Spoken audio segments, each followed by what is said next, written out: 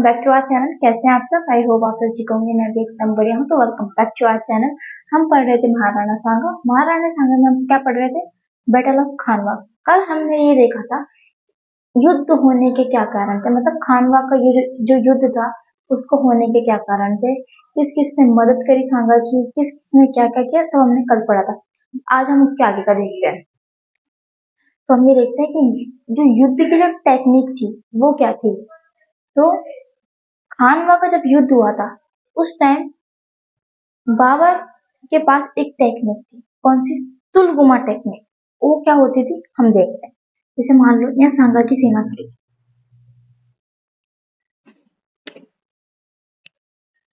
यहाँ सांगा की सेना खड़ी,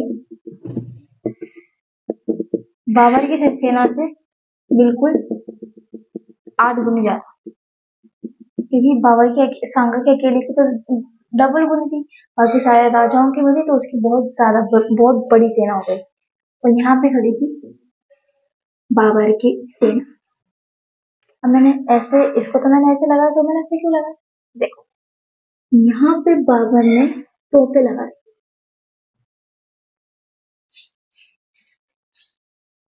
क्या लगा रखी थी? तोपे। ठीक है। अब यहाँ पहले, इस युद्ध से पहले यहाँ कोई तोपों के बारे में जानता ही नहीं था। सब तलवारों से लड़ रहे थे, भालों से लड़ रहे थे, तीरों से, पर तोपों वगैरह से कोई नहीं लड़ता। तो ये पहली बार था। पहली बार से पानीपत में भी हो चुका था, लेकिन ये पहली बार राजस्थान में पहली बार था। ठीक है। तो क्या था, अब जैसे ही यहाँ पे सेना बढ़ी आगे, तो यहाँ से इन्होंने तोप के गोले लॉन्च करे, तो सीधे अटैक हुआ ऐसे ऐसे। यहाँ पे जो आगे थे सांगा की सेना का बहुत बड़ा नुकसान हुआ, बहुत ज्यादा नुकसान। अब यहाँ पे लोग ऐसे थे कि इनको पता ही नहीं था कि ये आपके गोले आप कहाँ से रहे। आधे लोग तो शौक हो गए, तो अभी सोचे कि ये अपने साथ कोई ना शक्ति लेके आया है, या तो फिर वो सोचे कोई कोई भूमि से महाराज नाराज हो गए, तो सबने प्रसाद बोले कि सही कर दो, हम प्रसाद चढ़ाएंगे, ये कराएंगे, वो कराएंगे। उनको पता ही नहीं था कि क्या था। जैसे उनको समझ में आया तब तक सांगा की आधी से ज्यादा सेना थी जो नष्ट हो चुकी थी, और बाकी जो ये पैदल थी, तो यहाँ तो लड़ाई चली रही थी, फेस टू फेस चल रहा था। पहले क्या होता था, तीर वाला तीर से लड़ेगा, तलवार वाला तलवार से लड़ेगा, भाले वाला भाले से लड़ेगा। पर यहाँ पे क्या हुआ था, कोई किससे भी लड़ रहा था। अब देखो, जब आमने सामने लड़ाई हो रही है, तो आमने सामने लड़ाई तो तू मुझे मार, मैं तुझे मारू। लेकिन अब क्या हो रहा था इसमें, ये दोनों तो लड़ रहे हैं।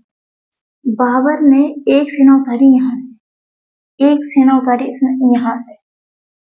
ठीक है। कहाँ से? एक सेना उतारी यहाँ, एक टुकड़ी यहाँ से उतारी, एक टुकड़ी यहाँ से उतारी। अब जो यहाँ पे लड़ रहे हैं दो जने, यहाँ दो जने लड़ रहे हैं, तीसरा यहाँ पे आके यहाँ तलवार चलाने लगे। तो कहे यार नहीं, ये तो चीटिंग है यार। देख, आमने सामने की लड़ाई हुई थी, बीच में क्यों आ गया भाई? ये क्या करा था उसने? इधर से भी सेना चढ़ाई, उधर से भी सेना चढ़ाई। अब देखो कि पहले क्या हुआ करते थे, जितने भी, बाबर ये जानता था हिंदुस्तान में और हिंदुओं में अगर हिंदू राजा मर गया तो सेना वापस लौट जाती थी, फिर युद्ध नहीं होता था। तो बाबर ने सबको इंस्ट्रक्शन दिया कि अपना जो मेन टारगेट है वो सांगा है। सांगा यहाँ पे लड़ रहा था हाथी पे बैठ के, सांगा बहुत पीछे था, सांगा यहाँ पे बैठ के हाथी पे लड़ रहा था। सांगा ने देखा कि यार अपने बहुत ज्यादा नुकसान हो गया अपने को, तो सांगा ने अपने सेनापति से कहा कि मैं बीच में जाके लड़ूंगा, बीच में जाके लड़ूंगा। तो सेनापति ने कहा नहीं सर, पीछे लड़ो, अपना ज्यादा नुकसान हो रहा है, पीछे रहो, आप हमें सिर्फ गाइड करो, हम लड़ेंगे। कि नहीं, मैं जाके बीच में लड़ूंगा। तो यहाँ पे सांगा आ गया हाथी पे बैठ, यहाँ सांगा लड़ रहा है बीच में। अब वहां के जितने भी तीरंदाज थे, सबसे बाबर ने बोला अपना टारगेट सांगा है, सांगा पे आक्रमण करो, जितने तेज हो सकते हो उतने सांगा पे तेज हो। अब सांगा का लगता है तीर, और सांगा तो वहीं गिर जाता है, मतलब हाथी के उसमें गिर जाता है। ठीक है, उसमें गिर जाता है। अब जब भी राजा युद्ध के मैदान में राजा घायल हो जाता है, उस टाइम जो भी सादड़ी का झाला होता है वो मेन लीड करता है। तो वो हाथी पे कौन बैठा? राजा का मुकुट पहन के, झाला अज्जा, झाला झाला अज्जा, कौन बैठा? झाला अज्जा। तो ये एक प्रश्न है कि खानवा के युद्ध में कौन से झाला ने जो युद्ध को नेतृत्व किया था। किसने किया था? झाला अज्जा ने। ठीक है। अब जब ये देखा कि सांगा की, अब ये खबर पूरी यहाँ पे फैल चुकी थी, सबको क्या लगा कि सांगा मर गया। जैसे ही सांगा भी पता चला सांगा मर गया तो आधे लोग पीछे भाग गए, पहले ही भाग गए। और कुछ लोग थे जो जो अपने, जैसे मान लो सलूम्बर का राजा है, ठीक है, मेवात का राजा है, आमेर का राजा था, पर जो आमेर के राजा की सेना है वो वफादार सिर्फ आमेर के सेनापति से है, सांगा से नहीं थी। जैसे मान लो आमेर के जो सेनापति को गोली लगी, या गोली तो थी नहीं उसने, मतलब वो घायल हुआ, वो मर गया, तो सारे जो आमेर की सेना थी सब लोग गए। तो वैसे ऐसे थोड़ी थोड़ी करके कटने कटने कटने लगी, तो ऐसे करके आर्मी भी इसकी कम होने लगी। और जैसे ही फिर इसको गोली लगी तो बाकी ये न्यूज फैल गई, ये सांगा मर गया। सांगा जैसे ही मर गया, न्यूज फैली तो आधे लोग चले गए, और और बाबर ऐसे कैसे जीत गया। क्या जीत गया? खानवा का युद्ध। खानवा का युद्ध कौन जीत गया? बाबर जीत गया।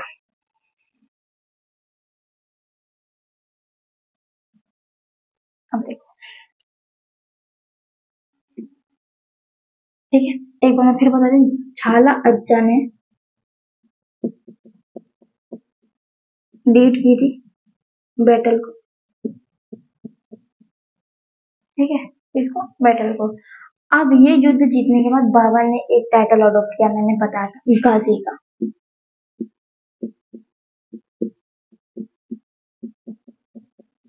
क्या अडॉप्ट किया? गाजी टाइटल। अब हम देखेंगे कि हार के क्या कारण, कॉजेस क्या थे डिफीट के, कॉजेस ऑफ डिफीट ऑफ सांगा। सांगा की हार के क्या कारण? सबसे पहले तो यूनिटी नहीं थी, lack of unity in Sanga army. मैंने अभी आपको बताया, जितने भी राजा थे सब अपने, जो उनकी सेना थी, उनकी सेना का जो ट्रस्ट था, मतलब अपना समर्पण था, वो सिर्फ अपने सेनापति तक ही था। तो इसमें यूनिटी नहीं थी कि सारे एक होकर लड़ रहे हैं।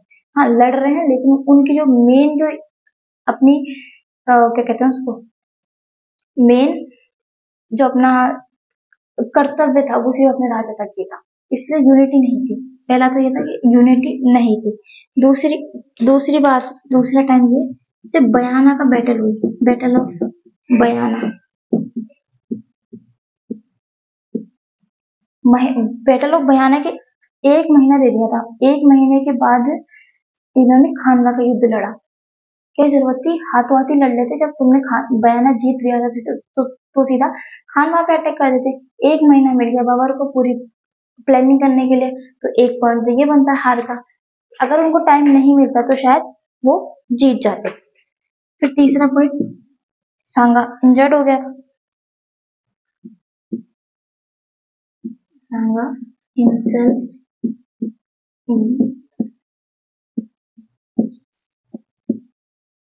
इन बैटलफील्ड। दूसरी बात, सांगा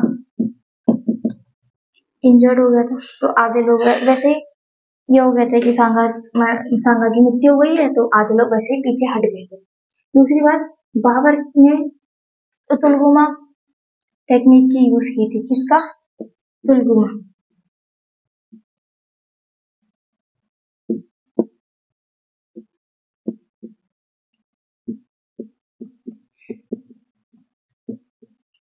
ठीक है, तुलगुमा टेक्निक का यूज किया था किसने? बाबर ने, इस युद्ध के लिए।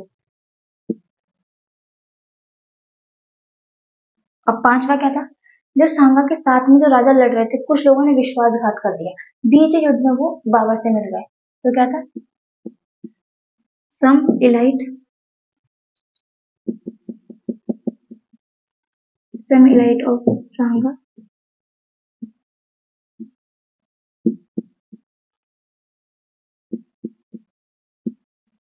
betrayed him and joined hands with Babur. ठीक है, ठीक है, कुछ लोगों ने विश्वासघात कर दिया। अब दूसरी बात, राजपूत जो थे वो लड़ते थे हाथियों पे, मतलब एलिफेंट, एलिफेंटों को यूज करते थे हाथियों का। और जो बाहर से आए थे मुगल, मुगल आर्मी थी, वो घोड़ों का यूज करती थी। ठीक है, क्या राजपूत करते थे हाथियों का यूज और मुगल करते थे घोड़ों का यूज। अब कहीं भी अगर कोई भी विस्फोट होता तो हाथी बहुत जल्दी बितक जाता है पर घोड़ा नहीं बिगड़ता। और लास्ट में था जो राजपूत थे, मतलब हिंदुस्तान के लोग बहुत बहुत हैवी हथियारों से लड़ते थे, बहुत बहुत भारी तलवारें हो गई, बहुत भारी भाले हो गए, उससे वो लड़ा करते थे। और जो बाहर से आते थे उनके जो वेपन्स होते थे वो बहुत लाइट वेटेड होते थे, तो इसमें हेल्प मिलती थी उनको। क्या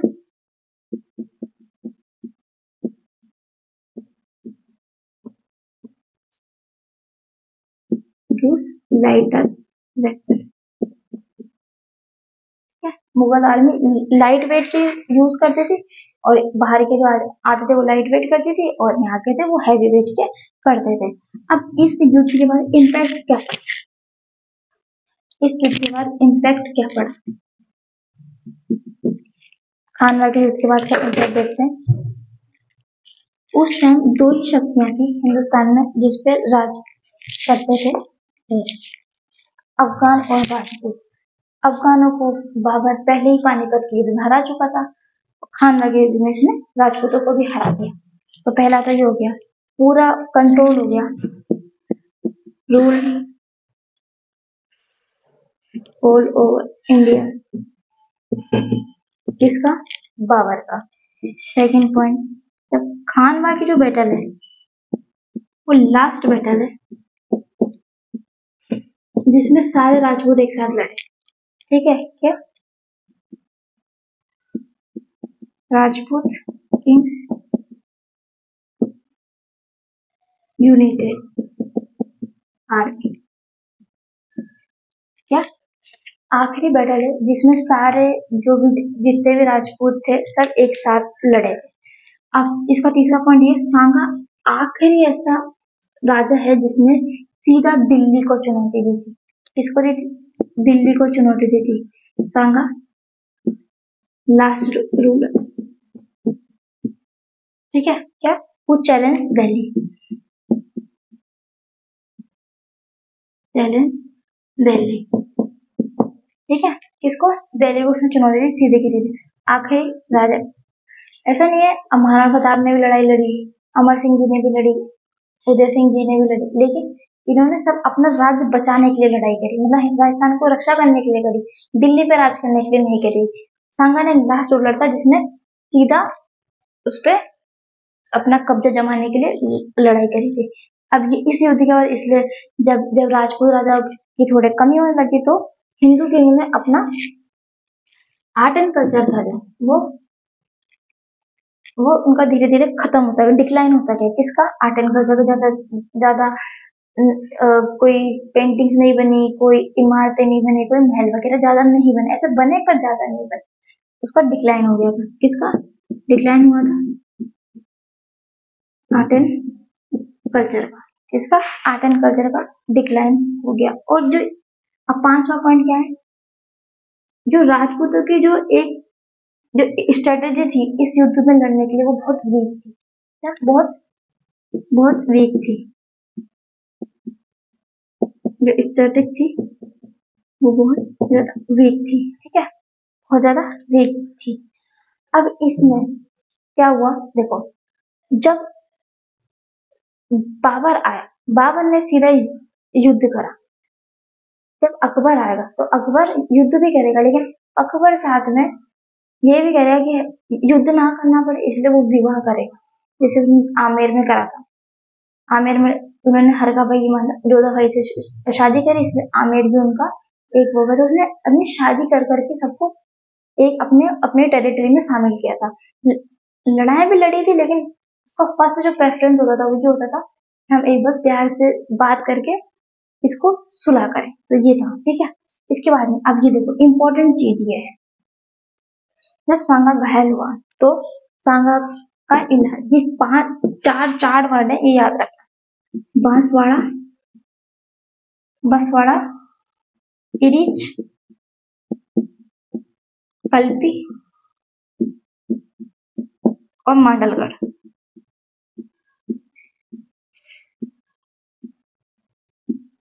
ठीक है क्या? बसवा, अब बसवा में क्या हुआ था? बसवा में इलाज हुआ था, सांगा का बसवा में इलाज हुआ था।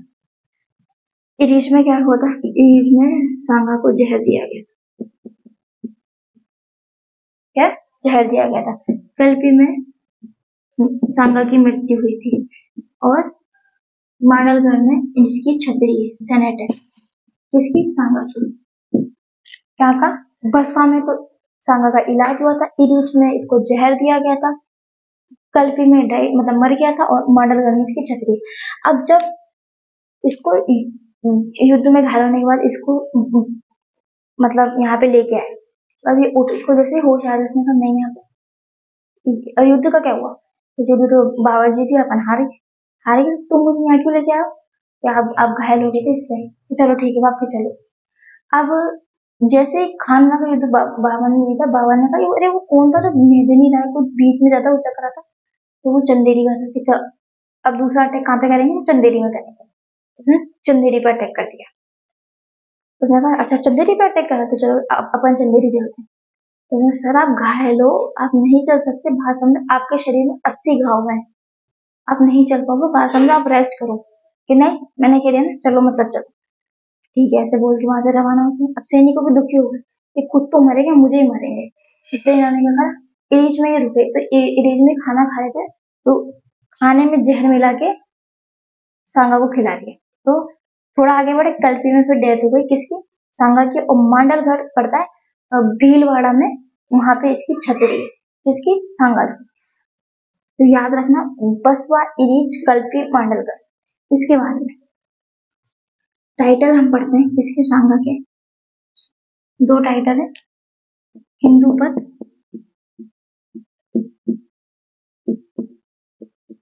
सेकेंड है रेमिनेंट्स ऑफ सोल्जर्स।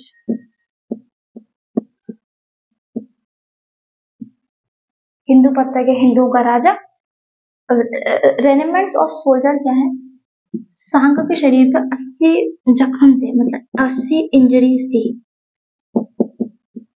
कितनी? 80 इंजरीज। तो ये घायल एक घायल घायल सोल्जर था। क्या था? घायल सोल्जर था। कौन? सांगा। तो ये क्या था? हिंदू पद एंड रेमिनेंट्स ऑफ सोल्जर्स। जब पर बाबर अपना बाबर नामे में सांगा की भर भर के तारीफें करता है, भर भर के तारीफें करता है कि जो सांगा था वो इतना बहादुर था कि जब सांगा निकलता था ना, तो 200 मुस्लिम राजाओं के झंडे झुक जाया करते थे। पर ये बात नहीं थी, उस टाइम हिंदुस्तान में 200 राजा थे भी नहीं, मुस्लिम राजा नहीं थे, पर ये एक कहावत है। फिर अकॉर्डिंग टू बाबर नाम में बाबर लिखता है कि जो सांगा का कोर्ट है उसमें 7 तो राजा थे, मतलब 7 राजा रहते थे, ठीक है, 9 राव थे और 104 कमांडो थे, कमांडर थे। पहले ऊपर मेन राजा, फिर उसके बाद 7 राजा और थे, फिर राव थे, फिर कमांडो थे। कौन थे? ये बाबर लिखता है बाबर नामे में, किसके लिए? सांगा के लिए। तो बस ये होता है हमारा, इसके साथ बाबर सांगा समाप्त। अगर आपको वीडियो अच्छी लगी तो लाइक कीजिएगा, शेयर कीजिएगा, कमेंट कीजिएगा, सब्सक्राइब करिए चैनल स्टडी विद हिमांशु। मिलेंगे कल नेक्स्ट वीडियो में, बाय।